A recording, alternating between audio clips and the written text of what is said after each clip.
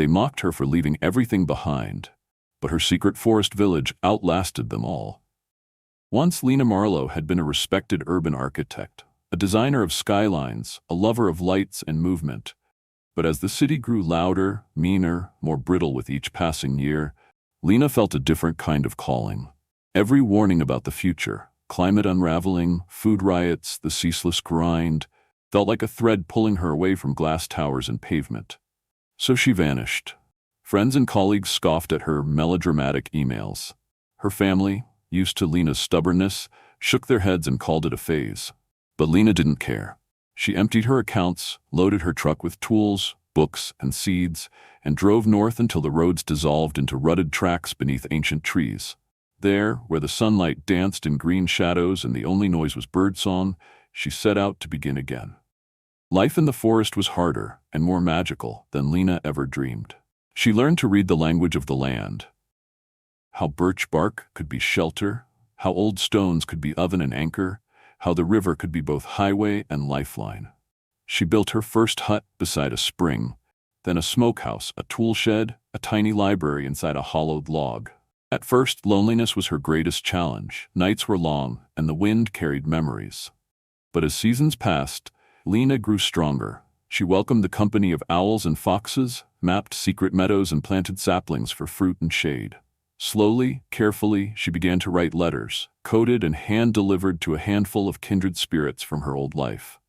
"I'm not running away," she wrote. "I'm building something the world forgot how to make." People came in ones and twos, old friends first, then strangers drawn by whispers of safety. A young nurse fleeing burnout, a carpenter tired of city violence, a family seeking peace for their anxious son. Lena met each at the edge of the woods, guiding them down hidden paths to the clearing. Everyone worked, everyone learned. They built with what the land gave: timber and stone, wild herbs for medicine, moss for insulation, a circle of huts, a communal kitchen, a garden where laughter outlasted hunger. They called their home Silva, the old word for forest. Each night, Lena led them in gratitude, stories, songs, simple feasts beneath the stars. Beyond the woods, the world rumbled on.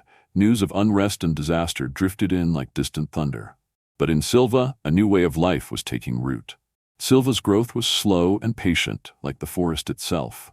As the years turned, more found their way to Lena's village. A quiet teacher with an armful of seeds, a pair of musicians with nothing but battered instruments, refugees from floods and city riots, each with their own burdens and gifts. Lena welcomed them all, giving them chores and a place by the fire. Her only rule was respect for the land, for each other, and for the silence that kept them hidden. Together, they built a windmill for grinding grain and raising water. They crafted a tiny clinic from river stones and carved paths that wound softly between old oaks and new orchards. The forest became their shield. Lena taught them to read animal tracks, to harvest without greed, to mark the changing seasons in leaf and sky. Trust grew, slowly, tender as spring shoots. As Silva flourished, Lena's letters stopped. The outside world, preoccupied with its own unraveling, barely noticed. But news still drifted in. Traders with tired eyes brought stories of cities shrinking, of droughts and blackouts, of violence and silence growing year by year. One evening, a family arrived in desperation. A mother, father, and daughter, chased from their home by lawless gangs. They begged for entry, eyes haunted. Lena's council, now a group of 12, wise and wary, debated for hours. Would Silva's secrecy be lost if they welcomed every stranger? Was their peace worth turning others away? In the end, Lena argued for compassion. We survive because we share. If we hoard safety, we become the very world we left behind. The family was welcomed. Silva's heart widened. With each new arrival, Silva adapted. They built tree houses for the children, a larger hall for gatherings, and a library where every newcomer's story was written down. Conflicts surfaced, old traumas, fears of scarcity, the hard habits of survival. But Lena's leadership never faltered. When a bitter winter threatened their food stores, she led foraging expeditions, taught them to preserve roots and berries, and organized long nights of music and stories to keep spirits high. Trust deepened, not in haste, but in the quiet, stubborn way of forests. A village once built on Lena's loneliness became a living network of care, knowledge, and hope. And beneath ancient branches, The people of Silva learned to believe not just in survival, but in the possibility of renewal. Trouble found them, as all trouble does, quietly at first. A summer of fierce storms toppled trees and ruined their gardens. A sickness spread among the children, brought in by a merchant's wares. For the first time, Silva's faith in itself wavered. Lena and the council responded with calm resolve. They organized healing circles, doubled the foraging teams, and rationed supplies. The teacher-turned-healer brewed medicine from wild herbs, while the musicians sang lullabies to ease feverish dreams. It was not easy. Fear and exhaustion made tempers short. But through it all, Lena reminded them, we are stronger together. The forest endures because everything in it is connected, so must we be. Slowly, health returned. The storms passed. Their scars became lessons, not wounds. One autumn, Lena's oldest friend returned, a woman named Margot, once a skeptic, now battered by loss. Margot brought news. The last nearby town had fallen. Roads were overrun. Strangers, hungry and desperate, now roamed the wilds beyond Silva. Some in the council wanted to fortify the village, keep out all outsiders, and make Silva invisible to the world. But Lena remembered the family they'd saved, the strangers who'd become kin. She argued for vigilance, not fear. Safety comes not from hiding, but from knowing who we are and what we stand for. They trained lookouts and built secret alarms, a system of bells that could wake the whole village. Yet they did not close their gates.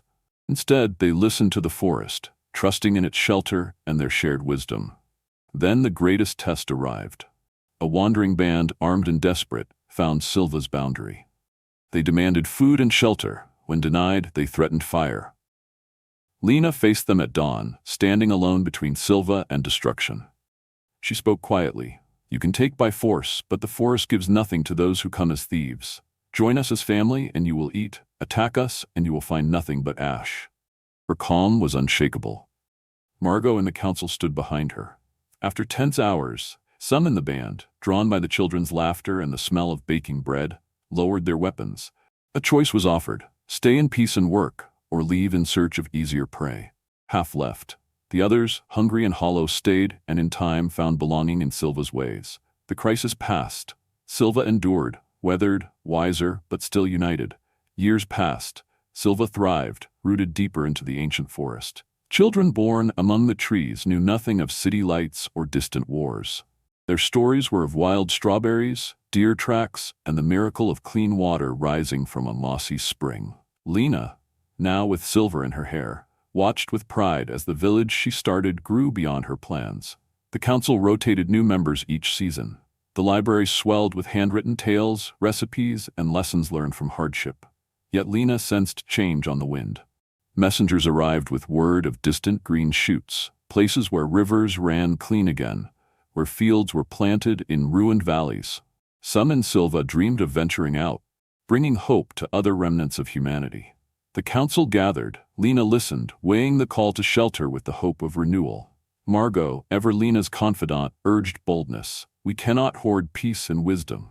The world is wounded, but it's not finished.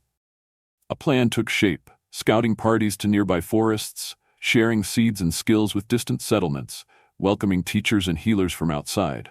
Not all agreed. Some feared strangers, and old wounds resurfaced. But the council trusted Lena's vision. The first expeditions left at spring's dawn, carrying bundles of knowledge, songs, and seedlings. They returned with tales of other survivors, some struggling, some rebuilding, all eager to learn. The village of Silva was no longer just a sanctuary. It became a source, a root from which new communities could grow. Lena's final years were peaceful but tinged with longing. She spent her days in the library, writing letters to children born in a world she'd helped save. She taught the youngest how to find edible plants, how to listen for danger in birdsong, how to trust in the slow magic of trees. As her strength waned, the village gathered beneath a great oak for a festival in her honor. Lena stood, voice gentle but clear. Remember, it wasn't the walls or the weapons that saved us. It was kindness, patience, and the courage to begin again. That night, under lanterns swaying in the branches, Silva promised never to forget. And Lena, surrounded by kin and forest, finally rested. Her work complete, her story forever woven into the roots of the ancient woods. With Lena's passing, a hush fell over Silva. The forest seemed to mourn. the birds quiet, the wind soft through the high boughs. But as the sun rose, the village came alive with stories, laughter, and gentle hands planting flowers at the roots of Lena's favorite tree.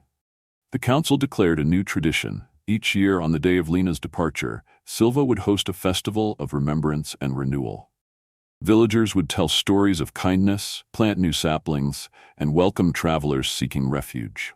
Word spread through the green corridors. Silva endures. Old friends and far-flung settlers visited to pay respect, carrying seeds and tales. Children ran races along mossy trails, and elders led walks through the woods, sharing wisdom learned from Lena. Her spirit, they said, was in every leaf and every generous hand. As years rolled on, the world beyond Silva's woods changed. The scars of collapse faded, rivers ran clear, forests crept into abandoned fields, and new villages blossomed from ruins. Silva's people traveled, sometimes settling in distant places, sometimes returning with new ideas and friends. The council evolved, with each generation passing on Lena's teachings. Lead with care, not power. Give more than you take. Build for those yet to come. Margot, now an elder, tended the library and trained the next keepers of memory. She watched as young ones, never knowing the old world, carved their own paths in the shade of ancient trees. And when strangers arrived seeking hope, Silva welcomed them with bread, water, and open hearts. A century after Lena's vanishing, Silva stood strong, a living forest village, its roots intertwined with the land and its branches reaching outward to touch the world. The Festival of Remembrance grew, drawing travelers from settlements far and wide. Under moonlit canopies, new stories were told and old songs sung. Lena's log library overflowed with generations of wisdom and love. Children who traced her name in the bark knew only the world she helped save, a world of kindness, resilience, and patient rebirth. On the oldest oak, a carved plaque read, "She left everything behind and gave us everything we needed." Beneath the stars, as fireflies danced, Silva continued, forever changed by one woman's choice to walk into the forest and build a future for all. Generations wove their lives through the ancient trees, shaping Silva into a living tapestry of memory and hope. Houses grew with the forest, built into boughs, walls lined with moss and wildflowers. Children learned to climb before they walked, gathering fruit from high branches and learning the names of every bird and plant. The library, now vast, held not just Lena's original journals, but the histories of dozens of new villages, the discoveries of botanists, and poems written by those who had never seen a city. Elders taught that renewal was a cycle, not a single act. When blight threatened their crops, they turned to the forest for answers, drawing wisdom from observation and patience. Every year the festival grew brighter. Villagers braided their hair with wild vines, painted faces with berry juice, and carried lanterns deep into the woods, telling stories at each old landmark.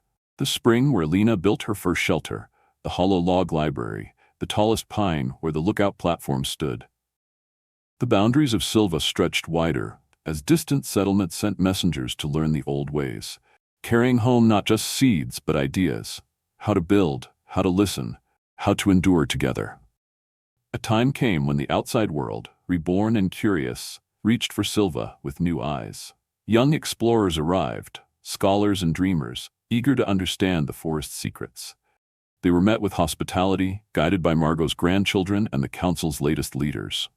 In exchange for stories of distant lands, Silva's people taught the art of living gently, how to harvest without depleting, how to build harmony, not just houses, how to restore rather than conquer. New technology, solar lamps, water purifiers, woven fiber communications, melded with old wisdom. Children sent messages along the forest network, tying the world's new villages together. On festival nights, when the forest glowed with song and firelight, elders whispered, "We are all branches from the same root." The forest's boundaries blurred as people came and went, but the heart of Silva never wavered. Long after Lena's name faded from memory, her spirit shaped the lives of all who called Silva home. The village was no longer just a refuge, but a cradle, a place where the world learned to begin again. On the Centennial Festival, children planted new saplings at the edge of the wood, each tree a promise for generations yet unborn. The library's door stood open, welcoming every wanderer, every lost soul, every bearer of stories. And every year, as the moon rose above the ancient oaks, the people of Silva gathered under the stars and sang the old song of beginnings. The forest endured, not as a secret but as a shared miracle. And wherever kindness blossomed, wherever new hope was planted, the spirit of Silva lived on.